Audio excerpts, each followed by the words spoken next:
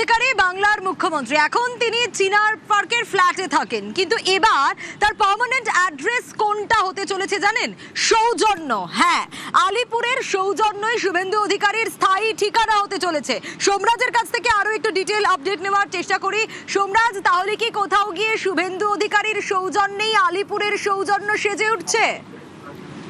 দেখো, যেটা রাজ্য সরকার সূত্রে জানা যাচ্ছে যে আলিপুরের সৌজন্য নতুন ঠিকানা হতে চলেছে মুখ্যমন্ত্রী শুভেন্দু অধিকারী।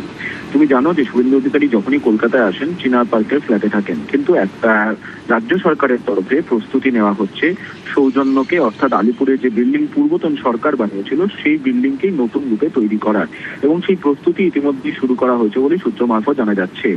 যেহেতু জানো শুভেন্দু অধিকারীর নিরাপত্তা বিষয়টিও রয়েছে, পাশাপাশি যেহেতু মুখ্যমন্ত্রী হিসাবে সাধারণত যে বিল্ডিংটি তৈরি করা হয়েছিল, এই বিল্ডিংটি মূলত মুখ্যমন্ত্রী বা যে কোনো ভিভিআইপি ক্যাটাগরি থাকার জন্য তৈরি করা হয়েছিল আলিপুরে, এবং সেই বিল্ডিংটিতেই আপাতত যাবতীয় সব ব্যবস্থা করে রাখা হচ্ছে মুখ্যমন্ত্রী শুভেন্দু অধিকারী থাকার জন্য।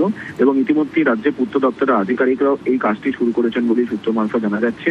মনে করা হচ্ছে আরো কিছুদিন সময় লাগতে পারে, তারপরেই চূড়ান্তভাবে প্রস্তুত হয়ে যাবে এই আলিপুরের সৌজন্য বিল্ডিংটি মুখ্যমন্ত্রী শুভেন্দু অধিকারী থাকার জন্য।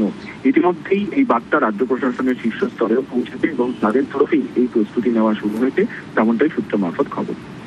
বেশ সোমরাজ।